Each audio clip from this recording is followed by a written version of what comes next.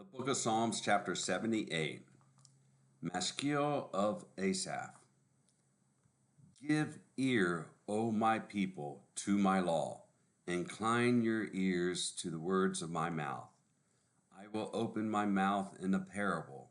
I will utter dark sayings of old, which we have heard and known, and our fathers have told us.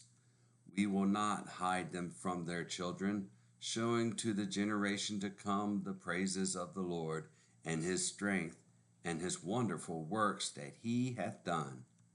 For he established a testimony in Jacob and appointed a law in Israel, which he commanded our fathers, that they should make them known to their children, that the generation to come might know them, even the children which should be born, who should arise and declare them to their children, that they might set their hope in God, and not forget the works of God, but keep his commandments, and might not be as their fathers, a stubborn and rebellious generation, a generation that set not their heart aright, and whose spirit was not steadfast with God. The children of Ephraim, being armed and carrying bows, turned back in the day of battle. They kept not the covenant of God, and refused to walk in his law, and forgat his works and his wonders that he had showed them. Marvelous things did he in the sight of their fathers, in the land of Egypt, in the field of Zoan. He divided the sea and caused them to pass through, and he made the waters to stand as a heap. In the daytime also he led them with a cloud, and all the night with a light of fire. He clave the rocks in the wilderness, and gave them drink as out of the great depths. He brought streams also out of the rock, and caused waters to run down like rivers. And they sinned yet more against him by provoking the Most High in the wilderness. And they tempted God in their heart by asking meat for their lust. Yea, they spake against God. They said, Can God furnish a table in the wilderness? Behold, he smote the rock, that the waters gushed out, and the streams overflowed. Can he give bread also? Can he provide flesh for his people? Therefore the Lord heard this, and was wroth. So a fire was kindled against Jacob, and anger also came up against Israel, because they believed not in God, and trusted not in his salvation, though he had commanded the clouds from above, and opened the doors of heaven, and had rained down manna upon them to eat, and had given them of the corn of heaven. Man did eat angels' food. He sent them meat to the full. He caused an east wind to blow in the heaven, and by his power he brought in the south wind. He rained flesh also upon them as dust, and feathered fowls like as the sand of the sea. And he let it fall in the midst of their camp round about their habitations. So they did eat and were well filled, for he gave them their own desire.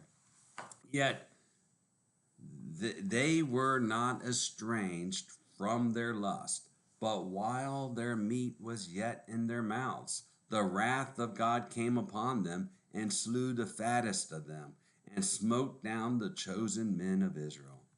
For all this they sinned still, and believed not for his wondrous works.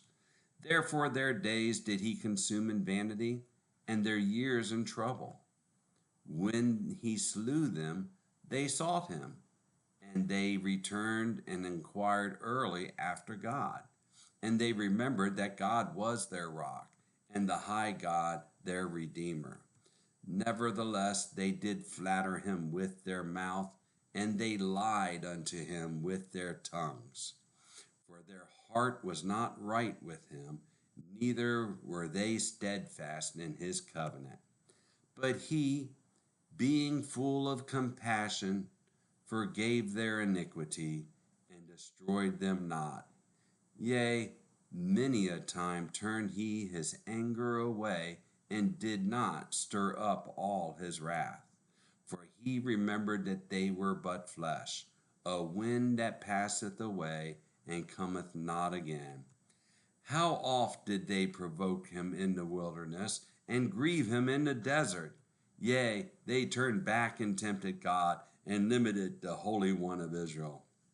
They remembered not his hand, nor the day when he delivered them from the enemy. How he had wrought his signs in Egypt, and his wonders in the field of Zoan, and had turned their rivers into blood, and their floods that they could not drink. He sent divers sorts of flies among them, which devoured them, and frogs which destroyed them. He gave also their increase unto the caterpillar, and their labor unto the locust. He destroyed their vines with hail, and their sycamore trees with frost. He gave up their cattle also to the hail, and their flocks to the hot thunderbolts.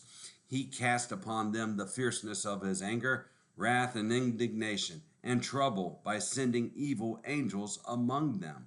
He made a way to his anger. He spared not their soul from death, but gave their life over to the pestilence, and smote all the firstborn in Egypt, the chief of their strength in the tabernacles of Ham. He made his own people to go forth like sheep, and guided them in the wilderness like a flock. And he led them on safely, so that they feared not. But the sea overwhelmed their enemies, and he brought them to the border of his sanctuary, even to this mountain, which his right hand had purchased. He cast out the heathen also before them, and divided them an inheritance by line, and made the tribes of Israel to dwell in their tents. Yet they tempted and provoked the Most High God, and kept not his testimonies, but turned back and dealt unfaithfully like their fathers. They were turned aside like a deceitful bow, for they provoked him to anger with their high places, and moved him to jealousy with their graven images. When God heard this, he was wroth, and greatly abhorred Israel, so that he forsook the tabernacle of Shiloh, the tent which he placed among them, and delivered his strength into captivity, and his glory into the enemy's hand. He gave his people over also to the sword, and was wroth with his inheritance. The fire consumed their young men, and their maidens were not given to marriage. The priests fell by the sword, and their widows made no lamentation. Then the Lord awaked as one out of sleep, and like a mighty man that shouteth by reason of wine. And he smote his enemies in the hinder parts. He put them to a perpetual reproach. Moreover, he refused the tabernacle of Joseph, and chose not the tribe of Ephraim, but chose the tribe of Judah, the Mount Zion which he loved. And he built his sanctuary like high palaces, like the earth which he hath established forever. He chose David also his servant, and took him from the sheepfolds. From following the ewes great with young, he brought him to feed Jacob his people, and Israel his inheritance. So he fed them according to the integrity of his heart, and guided them by the skillfulness of his hands. The book of Psalms, chapter 7.